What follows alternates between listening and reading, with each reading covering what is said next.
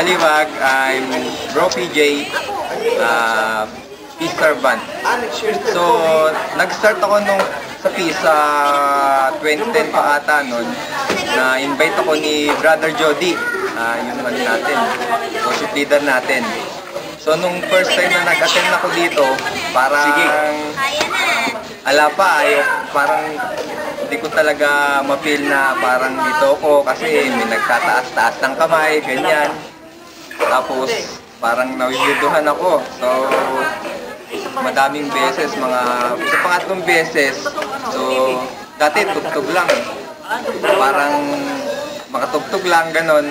So, yung mga kanta, hindi ko ina-appreciate. Yung pagtugtog ko, wala sa puso ko. So, pagdating ng mga third attempt ko sa Peace, so yun, nung may part na parang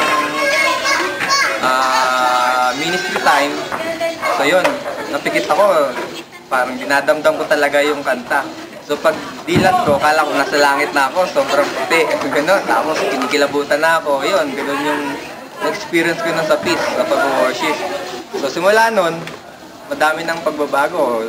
Hindi na sila yung nag-invite sa akin, parang ako na yung kusang umaaten, sasabi na gusto kong mag-serve, parang pag walang Peace, tuwing Sabado, hindi kompleto yung isang buong linggo ko. So parang kasama na siya sa rotation ng pamumuhay ko.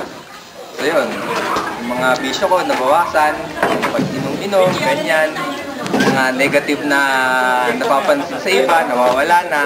So parang yun, parang dati ako yung nagsasabi ng mga negative. Ngayon, parang ako na yung naiinis pagka nakakarinig ako sa ibang tao na nagbibigay ng negative sa ibang tao. So yun, madaming pagbabago.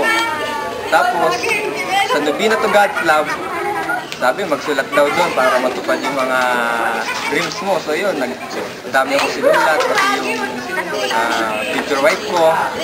So, madami.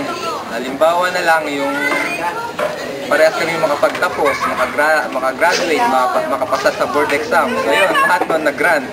Pati yung job. So magandang relationship sa isa't isa. So yun, lahat ng yun ay natupad dahil sa Peace. So lahat nagbago, sumaya ang aking buhay.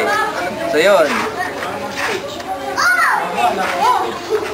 Dito sa Peace Baliwag, pangarap mo'y kayang abutin. Happy 3rd anniversary, Peace Baliwag!